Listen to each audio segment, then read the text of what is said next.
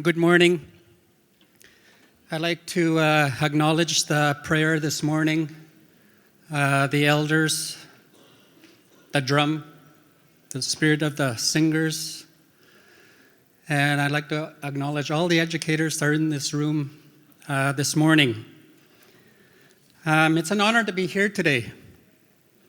When Joykeeper asked me to come and say a few words about a couple of months back, I didn't hesitate to say yes, because I haven't been to Winnipeg for a very long time. This is where I did my first degree, at the University of Winnipeg Collegiate, and after that the University of Winnipeg, and then the University of Manitoba.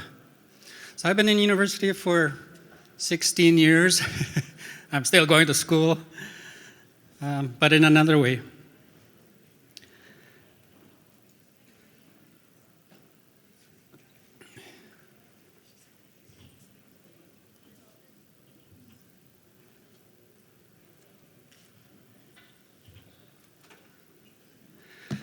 I bring greetings on behalf of the Grand Chief Brian Hardlot and our two Vice Chiefs, Joseph Tassania Jr.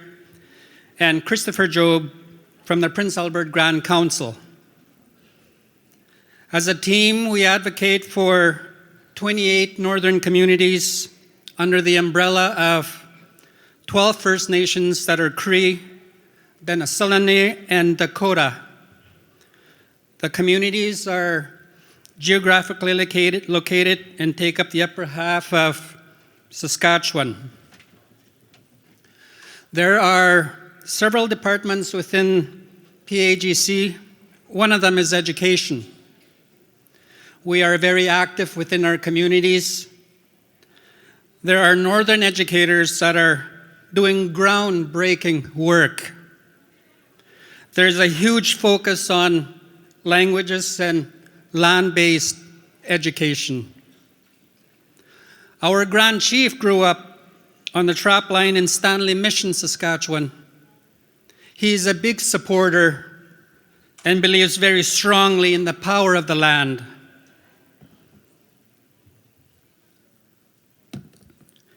I come from a small community in Reindeer Lake, Kinoosao.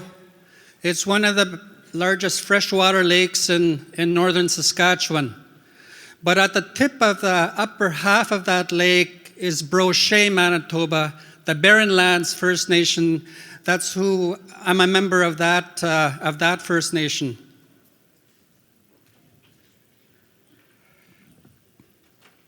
I just recently wrote a book on land-based education from a Woodlands Cree perspective, and I used can you believe we have 6 seasons instead of 4?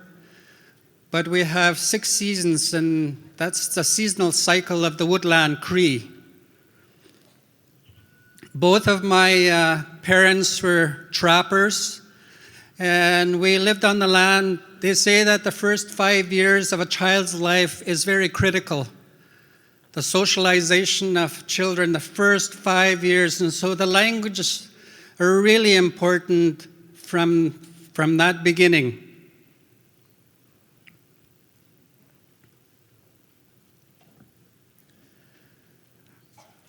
My Cree language is very sacred to me.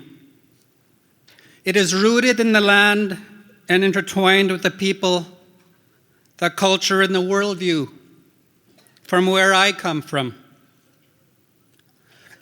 Land-based education is not a trend within PAGC communities. It is a life-giving force. It is essential for the survival of our nations. Elders have always said it is the land that is the teacher and the healer in a post-colonial world.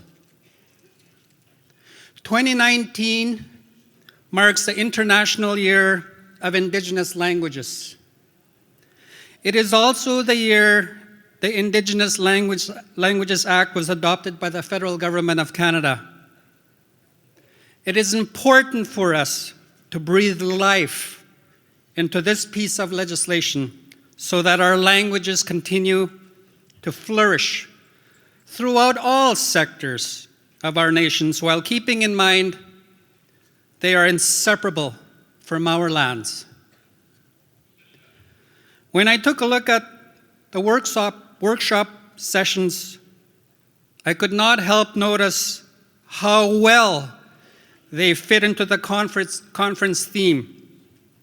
Many thanks to the conference organizers who have done an amazing job in bringing everything together. It's not easy arranging these gatherings. We're planning a symposium on First Nations policing and Indigenous justice that'll happen in Saskatoon on November 4, 5, and 6. It'll happen at the Saskatoon Inn. You know, we face a lot of challenges in the policing sector as well as in the justice sector. We have a lot of our people in provincial and federal jails, and clearly the system is failing our people. So part of my responsibility is bringing experts together to help us, to guide us, to come up with a northern strategy for northern Saskatchewan. And the symposium is applicable for all people across the country because we face the same challenges. So it is conferences like this that give us opportunities to come together and learn from one another. There is a wealth of knowledge and wisdom in this room. As educators, we are so busy with day-to-day work. It's good to take a break just to listen to others who are doing amazing work within the province and across Canada. It is also good to run into friends that we have not seen in a long time. So take the time to visit one another. Take the time for deep thought. Take home what you need to use in your own practice. Sometimes there is no need to reinvent the wheel. Practices can be modified to fit in your particular context. I traveled from Prince Albert, Saskatchewan last night. I took a plane from Saskatoon. Prince Albert is located right at the edge of the Northern Plains, and within a few minutes, you are in the boreal forest. It is extremely beautiful at this time of the year, the changing of the seasons.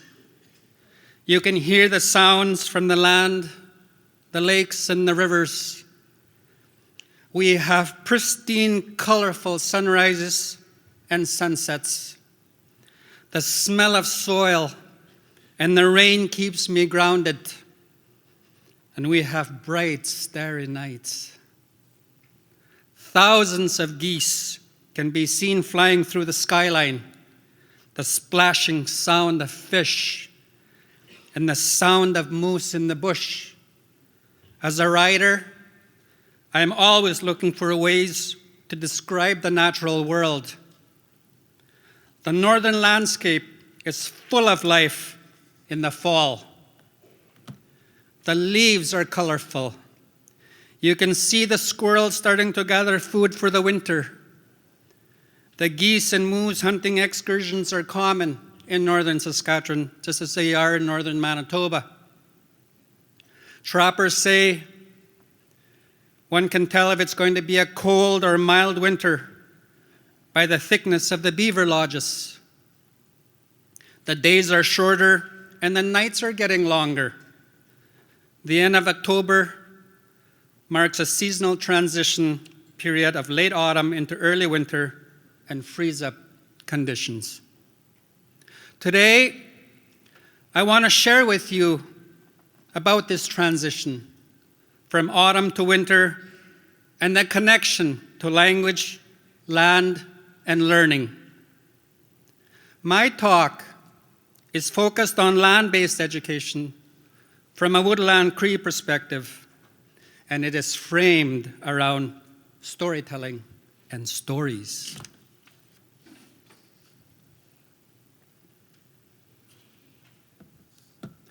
I always try to provide a social historical context, a cultural context in my writing. I write from my own culture, the Woodlands Cree, and I use a lot of land-based metaphors in my writing. I'm beginning to develop my own style of writing. It took me 6 years to finish my PhD at the University of Regina. And I think I was still suffering from post-traumatic stress after a year after that because it drove me really hard. And it took me a long time to start writing from my own point of view, my own style of writing, my own way of expressing myself in the beauty of my culture. And so when Joykeeper asked me to come and speak, I said, what am I going to say? What kind of messages are these educators needing? And then she said, it's all about language, land, and learning. I said, okay. And then I pay attention a lot to my dreams. I'm usually up really early in the morning, about 5:30 in the morning, every morning, whether I like it or not. Because that was the time when my mom used to get us up to go check our rabbit snares. It was still dark outside when we would go out. And to this day, I get up 5:30 in the morning, whether I like it or not. And I'm coming from dream state into the physical world. And I'm writing. Things come to me at that time of the morning. The words come. I'm always searching for words, descriptions. And the dreams guide me and tell me.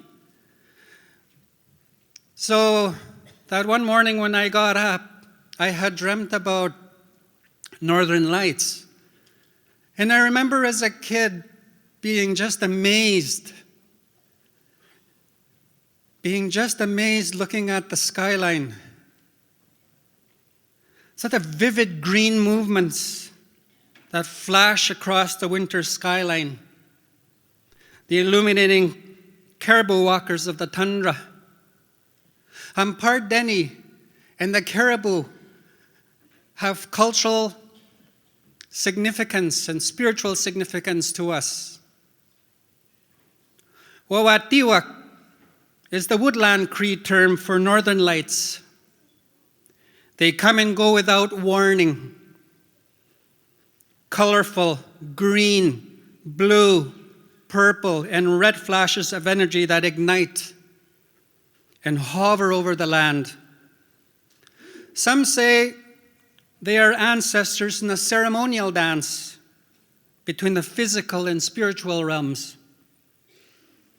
As a person of Cree and Dene ancestry, I grew up believing that if you whistle and rub your nails, they can come down and carry you away. Stories of celestial beings are abundant in my culture. I don't know whether or not Wilfred Buck is here today, but I've read some of his stuff on star stories, which got me going. So these stories are shared in the quietness of winter evenings. Shadows on cabin walls, flickers of candlelight, and the sound of Cree language, words drifting in whispers and hushed tones. The smell of campfire allows the mind to settle in a trance-like state. Winter is a time for deep reflection, sharing, and storytelling. We look through the seasons and think of the lessons learned. We observe the vast universe and internalize the magnitude of creation. We are humble. We are thankful. Our minds are open for new knowledge, new learning, and new wisdom through Northern storytelling.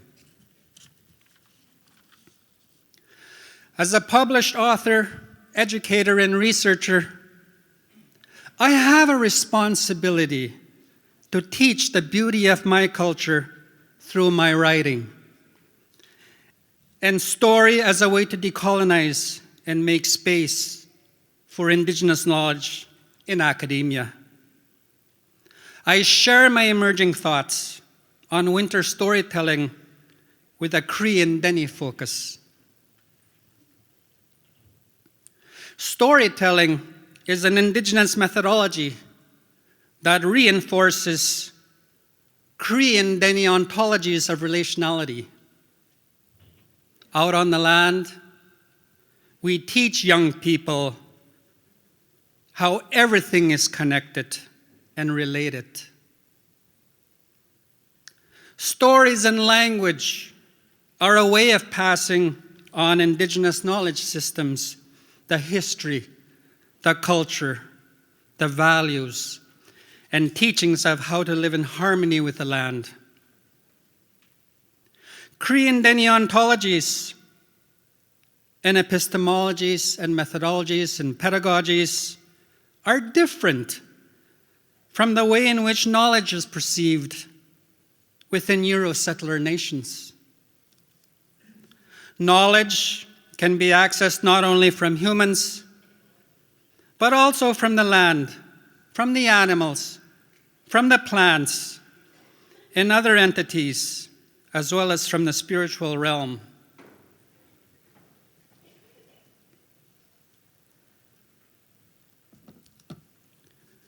Elders say everything on earth has a purpose and a reason for its existence.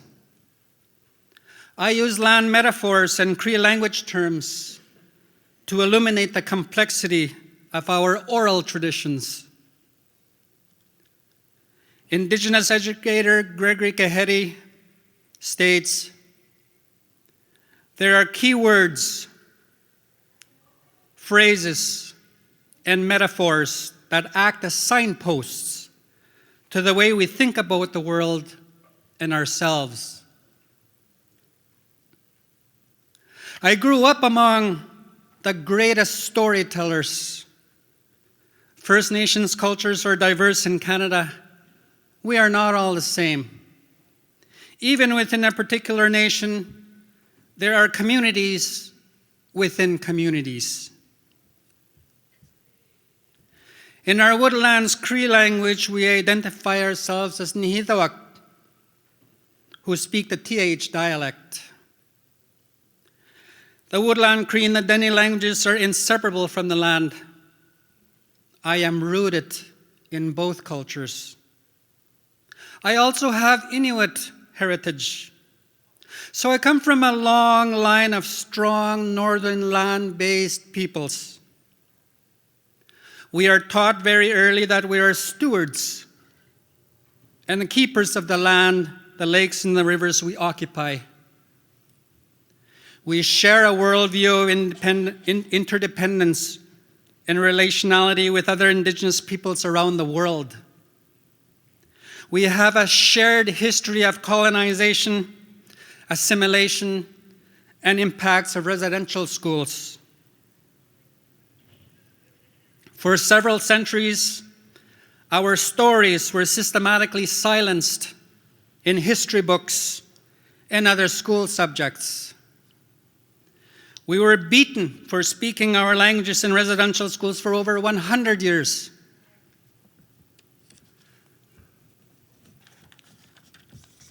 We were separated from our lands. We were separated from our traditional knowledge keepers. Vast tracts of land were stolen along with our resources.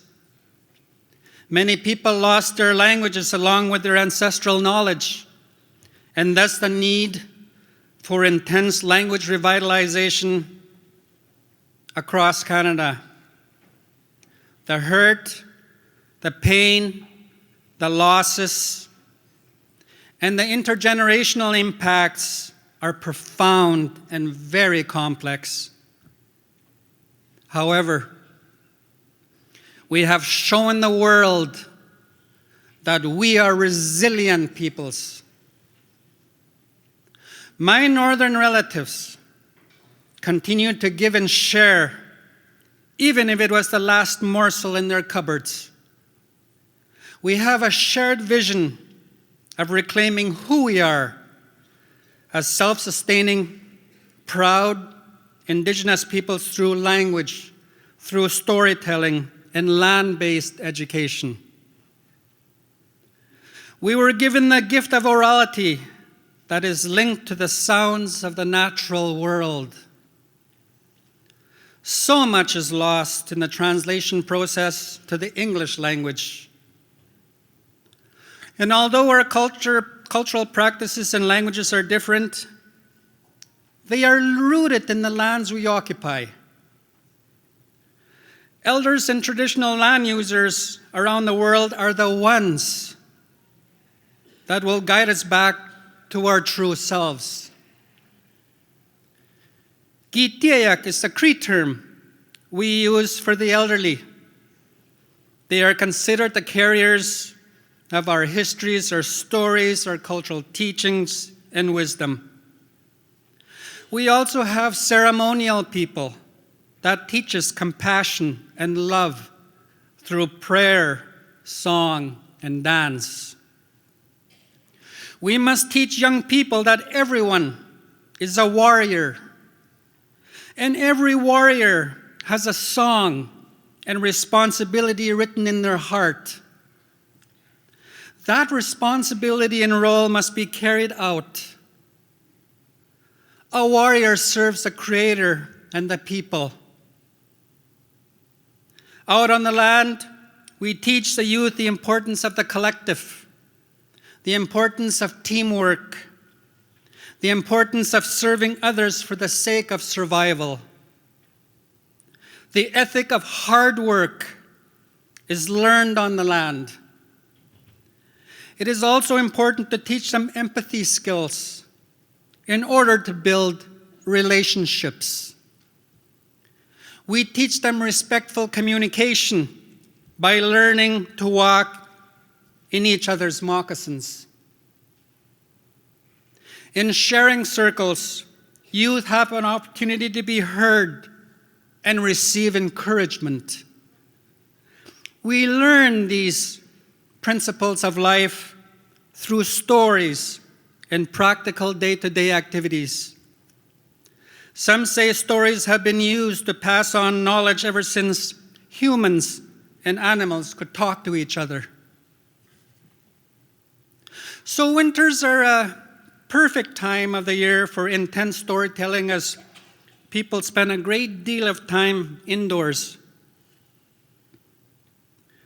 The weather can be extremely cold, and so everyone pitches in. Everyone has a role and responsibility. And so the traditional stories of origin are different in each culture.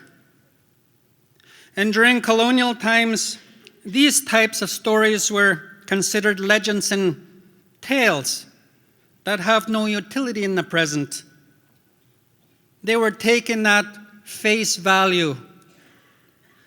I challenge educators to delve deeper and explore the underlying teachings and the cultural philosophical aspects of these stories.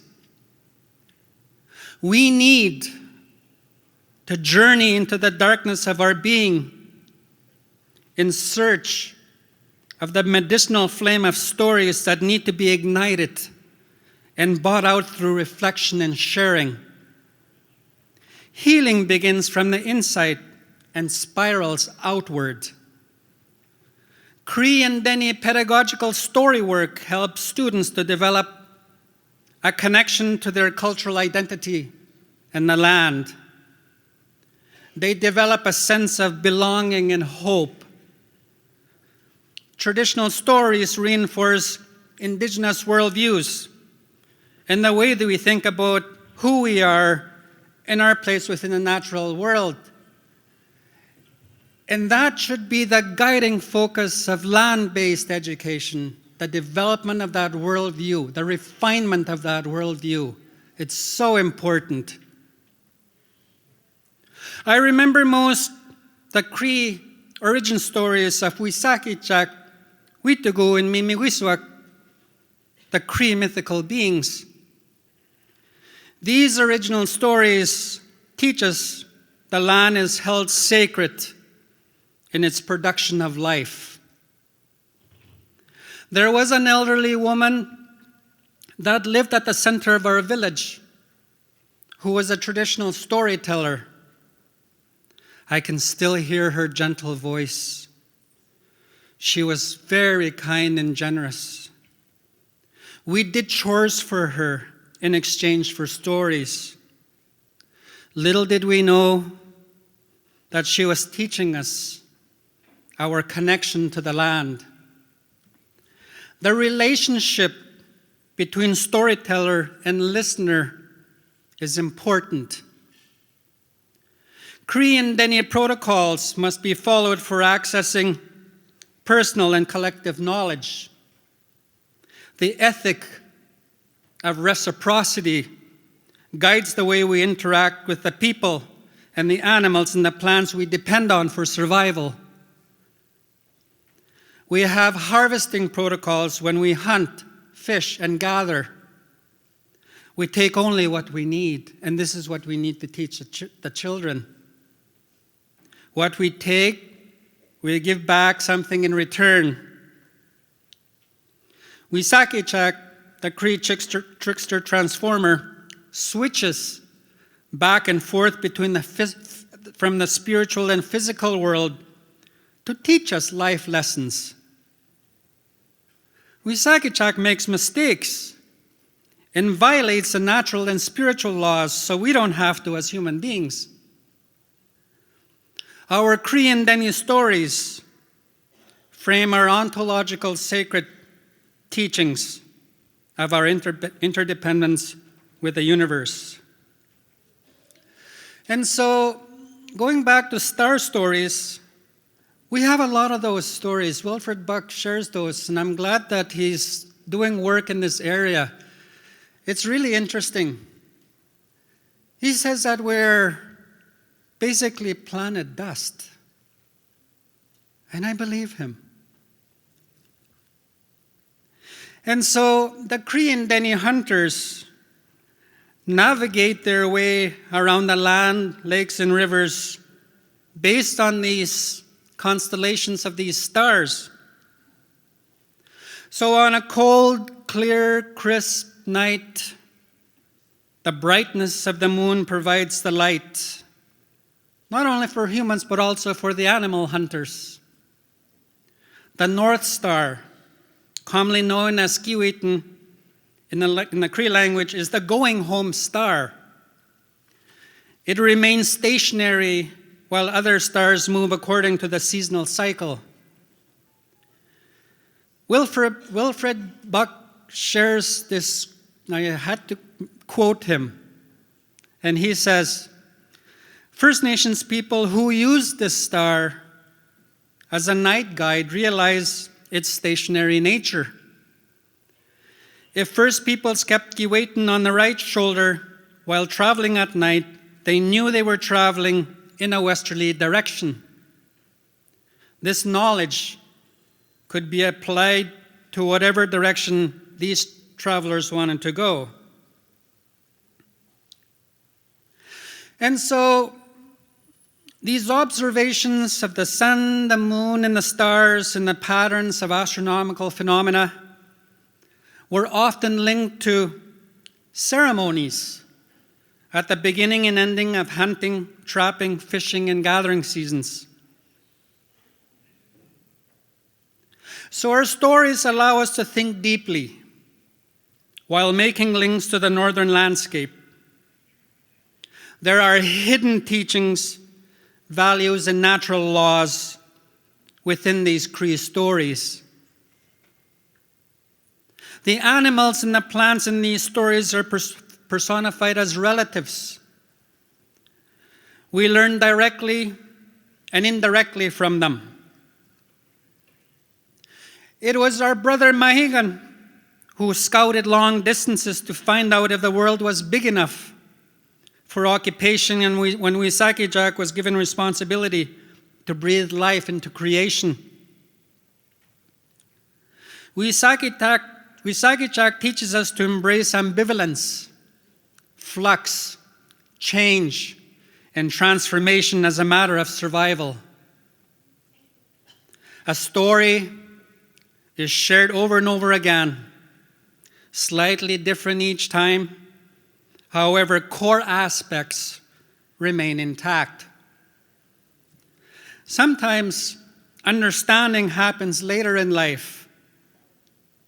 A listener attaches their personal experiences and level of knowledge to the teachings. When Cree and Dene people share stories about their culture and traditions, they link the spiritual connections they feel to the lands they occupy through language. And so our stories are written all over the land. Northern place names trigger stories where significant events occurred, and thus the importance of land-based education and excursions.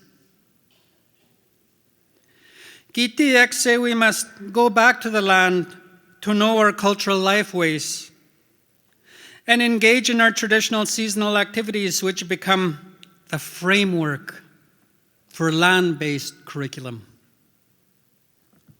Our extended family members are gifted in different ways and must once again be the land-based teachers. Something happens to youth when we take them out, even for short trips with the elders. They are quiet, they're observant, they're respectful, and they're willing to learn. The stories they hear are like the waves of snow on frozen lakes and rivers. They are timeless gems that sparkle from the touch of moonlight that filter through clouds on a cold winter night.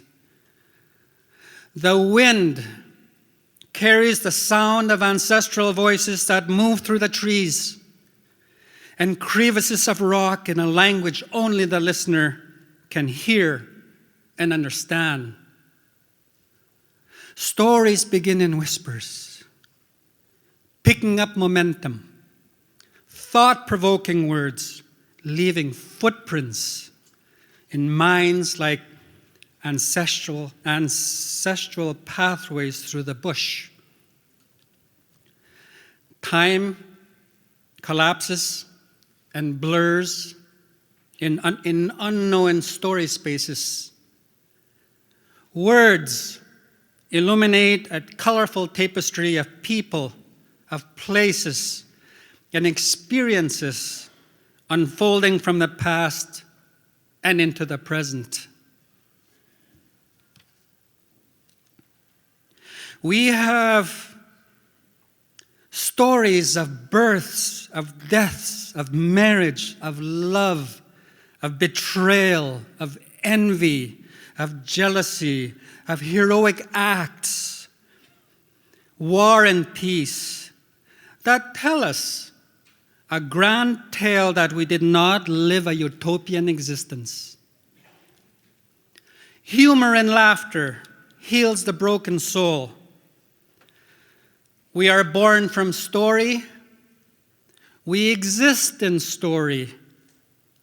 We end our journey in story. Creator breathes life into the world through the energy of spoken words, of song and dance. And so, if I can acknowledge my Dene ancestry, it would be the rhythm of the Dene hand drum. In the ceremonial songs, it's like 1,000 caribou walking in unity across the frozen tundra. The land moves in synchronicity with the sound of their hooves on snow. Women are life givers and the first teachers of the natural world as we hear the beat of the drum before we even enter the world. We must teach youth to love, and to bond with the rhythms of the land like they would with their own mother's heart. The earth is also a giver of life, a living system whose health depends on the health of its organs and its tissues, its trees, the roots, the plants, the medicine, the lakes, the rivers, the wetlands, the forests, the fish, and more. Teachers must make these links and demonstrate a passion for the natural world. The land feels us when we walk gently through the forest floor. It hears our prayers.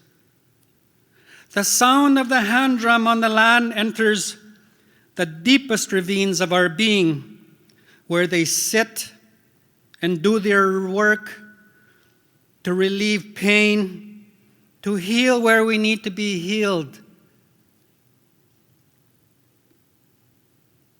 We join hands in dance and become interconnected with the land, our families, our community, and our nations. Every step is a prayer uttered in silence, in word and song. The circle movements, the body nuances, the facial expressions, and the hand gestures reinforce our worldview of interdependence. The design and the symbols and the colors on Dene clothing are reminders of our relationship with creation. We become one with the land. Our languages are grounded, anchored, and intertwined with our cultures like medicinal roots beneath snow-covered soil. The caribou teach us to walk gently on Mother Earth and quietly as the earth sleeps and dreams through the winter. So this is my talk to you, and I have a workshop session at 2:30, and I have another point which is a little bit more, with a lot more slides, and so I'll stop there for now. Thank you very much, conference organizers, for allowing me to speak.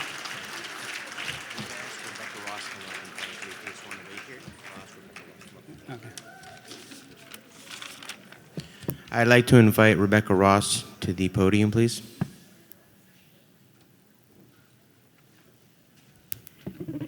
Tapoi minosin kitayemiwin kipikiskoin.